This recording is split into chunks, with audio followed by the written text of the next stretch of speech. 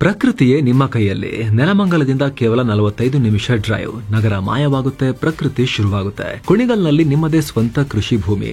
Marks estate presents Max Terra hill manage farm land. ನಿಮ್ಗೆ 0 stress, 100% piece.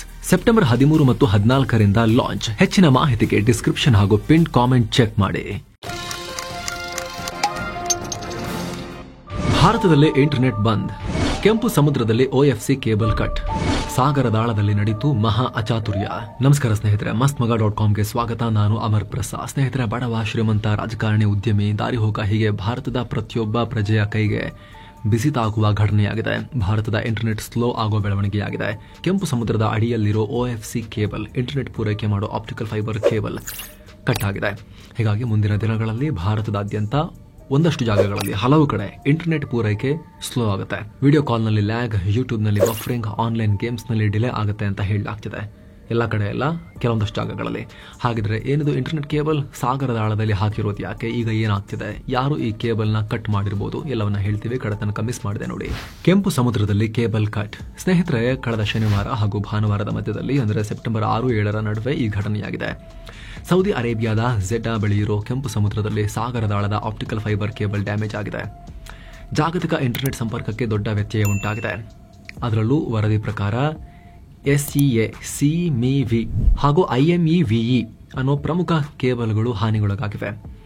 ಇವು Asia, middle East ಮತ್ತು Europe ನಡುವೆ data ಸಾಗಣೆ ಮಾಡೋ ಮುಖ್ಯ ಹಾದಿಗಳು. ಇದರ ಫುಲ್ ಫಾರ್ಮ್ ಏನು? CMEV ಅಂದರೆ south East Asia, middle East, western Europe 4 SMW4 ಅನ್ನೋ ಕೇಬಲ್ನ ಟಾಟಾ ಕಂಪನಿ ಹ್ಯಾಂಡಲ್ ಮಾಡ್ತಾ ಇತ್ತು. ಅದೇ ರೀತಿ India, middle East, western Europe IMEWE ಅನ್ನೋ ಕೇಬಲ್ನ ಆಲ್ಕಟೆಲ್ ಲೋಸೆಂಟ್ ಅನ್ನೋ ಕಂಪನಿ ಆ ಒಕ್ಕೂಟ ನಿಭಾಯಿಸ್ತಾ ಇತ್ತು. ಈಗ ಇದೇ ಕೇಬಲ್ಗಳು ಡ್ಯಾಮೇಜ್ ಆಗಿವೆ. ಇದರ ಪರಿಣಾಮ ಭಾರತ, ಪಾಕಿಸ್ತಾನ, ಮಿಡಲ್ ಈಸ್ಟ್ನ ಹಲವು ಕಡೆ ಇಂಟರ್ನೆಟ್ ಸ್ವಲ್ಪ ಸ್ಲೋ ಆಗಿದೆ.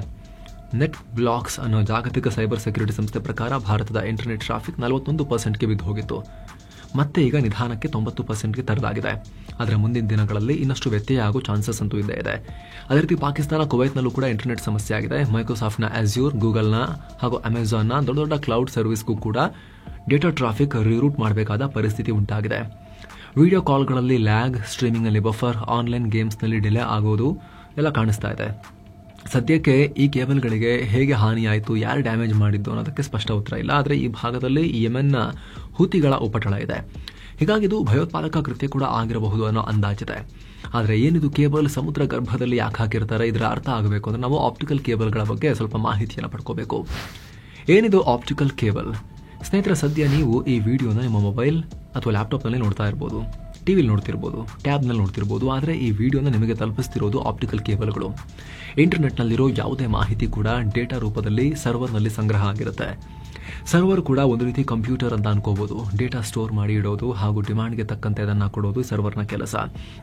ಸದ್ಯ ನೀವು ನೋಡ್ತಿರೋ ಈ ವಿಡಿಯೋ ಕೂಡ ಒಂದು ಡೇಟಾ, ಆಡಿಯೋ ವಿಜುವಲ್ ಡೇಟಾ. ನಾವು ವಿಡಿಯೋ ಅಪ್ಲೋಡ್ ಮಾಡಿದ ತಕ್ಷಣ ಈ ಡೇಟಾ ಯೂಟ್ಯೂಬ್ನ ಸರ್ವರ್ನಲ್ಲಿ ಸ್ಟೋರ್ ಆಗುತ್ತೆ. ಆದರೆ ಈ ಸರ್ವರ್ ಇರೋದೆಲ್ಲಿ? ಎಲ್ಲಿ ಬೇಕಾದರೂ ಇಡ್ಬೋದು. ಆದರೆ ಮೆಜಾರಿಟಿ ಅಮೆರಿಕನ್ ಕಂಪ್ನಿಗಳದ್ದು ಅಮೆರಿಕದಲ್ಲಿ, ಯುರೋಪ್ನಲ್ಲಿ ಡೇಟಾ ಸೆಂಟರ್ನಲ್ಲಿ ಇಟ್ಟಿರ್ತಾರೆ. ಹೀಗಿರುವಾಗ ನೀವು ಲಿಂಕ್ ಮೇಲೆ ಕ್ಲಿಕ್ ಮಾಡಿದ ತಕ್ಷಣ ವಿಡಿಯೋ ಅಷ್ಟು ದೂರದಿಂದ ಓಡಿ ವಿಶ್ವದ ಇನ್ನೊಂದು ಬದಿಯಲ್ಲಿರೋ ನಿಮ್ಮ ಮೊಬೈಲ್ನ ತಲುಪಬೇಕು.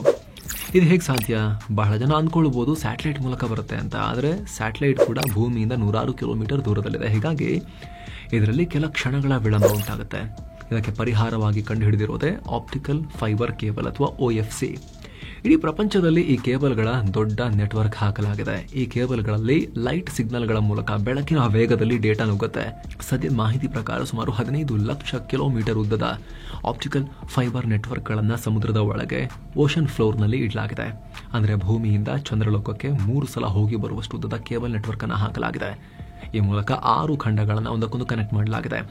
ಒಂದೊಂದು ಕೇಬಲ್ಗಳು ಸಾವಿರಾರು ಕಿಲೋಮೀಟರ್ ಉದ್ದ ಇವೆ. ಒಂದು ಸೆಕೆಂಡ್ಗೆ 2.89 ಲಕ್ಷ ಕಿಲೋಮೀಟರ್ ಸ್ಪೀಡ್ನಲ್ಲಿ. ರಿಪೀಟ್, ಒಂದು ಸೆಕೆಂಡ್ಗೆ 2.89 ಲಕ್ಷ ಕಿಲೋಮೀಟರ್ ಸ್ಪೀಡ್ನಲ್ಲಿ. ಅಂದರೆ ಆಲ್ಮೋಸ್ಟ್ ಬೆಳಕಿನ ವೇಗದಲ್ಲಿ ಡೇಟಾ ರವಾನೆಯಾಗುತ್ತೆ ಇಲ್ಲಿ ಬೆಳಕಿನ ರೂಪದಲ್ಲಿ.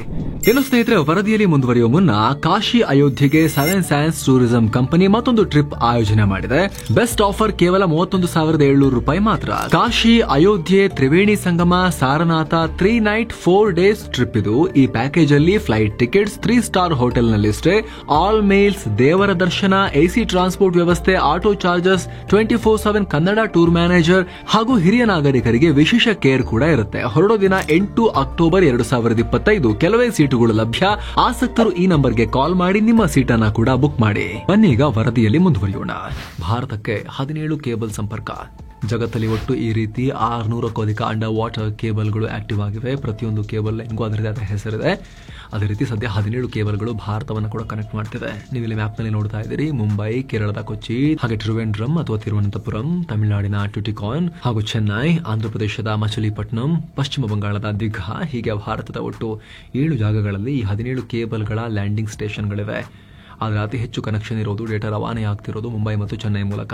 ಇದರಲ್ಲಿ ಮುಂಬೈನ ಕನೆಕ್ಟ್ ಮಾಡ್ತಿರೋ ನೀಲಿ ಬಣ್ಣದ 2 ಕೇಬಲ್ ಕಾಣಿಸ್ತಾ ಇದಾವಲ್ಲ, CME-V4 ಮತ್ತು IMEWE, ಅವಾಗಲೇ ಎಕ್ಸ್ಪ್ಲೇನ್ ಮಾಡಿದಲ್ಲ ಫುಲ್ ಫಾರ್ಮ್, ಪಾಕಿಸ್ತಾನದ ಕರಾಚಿಯಿಂದ ಮುಂಬೈಗೆ ಕನೆಕ್ಟ್ ಆಗಿವೆ.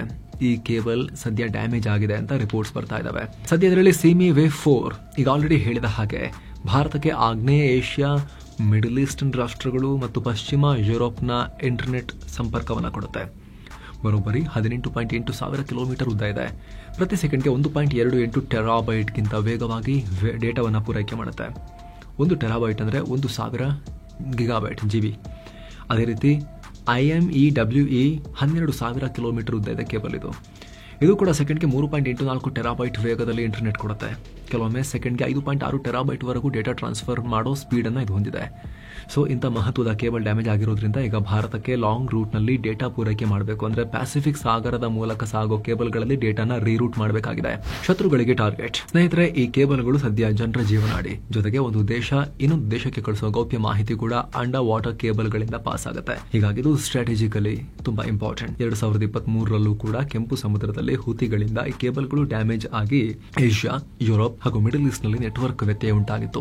ಆಗ ಕೂಡ ನೆಟ್ವರ್ಕ್ ಪ್ರೊವೈಡರ್ಗಳು ಇಂಟರ್ನೆಟ್ ಟ್ರಾಫಿಕ್ ಅನ್ನ ರೀರೂಟ್ ಮಾಡಬೇಕಾಗಿತ್ತು. ಹೀಗಾಗಿ ಈಗಲೂ ಕೂಡ ಹಾಗೆ ಆಗಿರಬಹುದು ಅನ್ನೋ ಅನುಮಾನ ವ್ಯಕ್ತಪಡಿಸಲಾಗ್ತಾ ಇದೆ. ರಷ್ಯಾ ಯುಕ್ರೇನ್ ಸಂಘರ್ಷ ಶುರುವಾದಾಗ 2022ರಲ್ಲಿ ಬಾಲ್ಟಿಕ್ ಸಮುದ್ರದ ನಾರ್ಡ್ ಸ್ಟ್ರೀಮ್ ಪೈಪ್ಲೈನ್ ಡ್ಯಾಮೇಜ್ ಆದ ವಿಚಾರ ನೀವು ಕೇಳೇ ಇದ್ದೀರಿ. ಈ ಪೈಪ್ಲೈನ್ ಡ್ಯಾಮೇಜ್ ಆಗೋಕ್ಕೂ ಮುಂಚೆ ರಷ್ಯಾಗೆ ಕನೆಕ್ಷನ್ ಕೊಡೋ ಕೆಲ ಆಪ್ಟಿಕಲ್ ಫೈಬರ್ ಗಳನ್ನ ಯುಕ್ರೇನ್ ಡ್ಯಾಮೇಜ್ ಮಾಡಿತ್ತು ಅನ್ನೋ ಆರೋಪ ಇದೆ. ತೈವಾನ್ ಅನ್ನ ಜಗತ್ತಿನಿಂದ, ಅದರಲ್ಲೂ ಅಮೆರಿಕ ಸೇರಿದಂತೆ ವೆಸ್ಟರ್ನ್ ಕಂಟ್ರೀಸ್ ಇಂದ ಡಿಸ್ಕನೆಕ್ಟ್ ಮಾಡಬೇಕು ಅಂತ ಚೀನಾ ಅಲ್ಲಿನ ಫೈಬರ್ ಗಳ ಮೇಲೂ ಕಣ್ಣಿಟ್ಟಿದೆ ಅನ್ನೋ ಆರೋಪನೂ ಇದೆ. ಕಳೆದ ವರ್ಷ ಮೇನಲ್ಲಿ ಅಮೆರಿಕ, ಗೂಗಲ್ ಹಾಗೂ ಮೆಟಾ ಸಂಸ್ಥೆಗಳಿಗೆ ಚೀನಾದ ರಿಪೇರಿ ಹಡಗುಗಳು ಅಂಡರ್ ಸಿ ಕೇಬಲ್ ಗಳನ್ನ ಹಾಳು ಮಾಡೋ ಚಾನ್ಸ್ ಇದೆ, ನೋಡ್ಕೊಳ್ಳಿ ಅಂತ ಹೇಳಿ ವಾರ್ನಿಂಗ್ ಕೊಟ್ಟಿತ್ತು. ಹೀಗಾಗಿನೇ ಈ ಆಪ್ಟಿಕಲ್ ಫೈಬರ್ ಗಳಿಗೆ ಪ್ರೊಟೆಕ್ಷನ್ ಕೊಡುವ ಅಗತ್ಯ ಇದೆ. ನರನಾಡಿಗಳಿದು ಜಗತ್ತಿದ್ದು. ಈಗ ಆಲ್ರೆಡಿ ಯುರೋಪಿಯನ್ ಫೈಬರ್ ಇನ್ಫ್ರಾಗೆ ನ್ಯಾಟೋ ಪಡೆಗಳು ಪ್ರೊಟೆಕ್ಷನ್ ಕೊಡ್ತಿವೆ, ಸರ್ವೆಲೆನ್ಸ್ ಮಾಡ್ತಿವೆ. ಅಮೆರಿಕದ ಫಿನಾನ್ಷಿಯಲ್ ಹಾಗೂ ಮಿಲಿಟರಿ ಕಮಾಂಡ್ ಸಿಸ್ಟಮ್ಗಳು ಜಾಗತಿಕ ಸಬ್ಮರೀನ್ ಕೇಬಲ್ ಗಳ ಮೇಲೆ ಡಿಪೆಂಡ್ ಆಗಿವೆ. ಹೀಗೆ ಸಬ್ಮರೀನ್ ಕೇಬಲ್ ನೆಟ್ವರ್ಕ್ ಆಧುನಿಕ ಜಿಯೋ ಪಾಲಿಟಿಕ್ಸ್ ನ ಅಸ್ತ್ರ ಆಗಿದೆ. ಸ್ಪೇಸ್ ರೇಸ್ ತರ ಅಂಡರ್ ವಾಟರ್ ಕೇಬಲ್ ರೇಸ್ ಶುರು ಆಗ್ತಾ ಇದೆ ಆಲ್ರೆಡಿ. ಇದಕ್ಕೆ ಸಂಬಂಧಪಟ್ಟಂತೆ ನಿಮ್ಮ ಒಪಿನಿಯನ್ ಕಾಮೆಂಟ್ ಮಾಡಿ ತಿಳಿಸಿ. ಮತ್ತೆ ಭೇಟಿ ಆಗ್ತಿರೋಣ ಸ್ನೇಹಿತರೆ. ನಮಸ್ತೆ.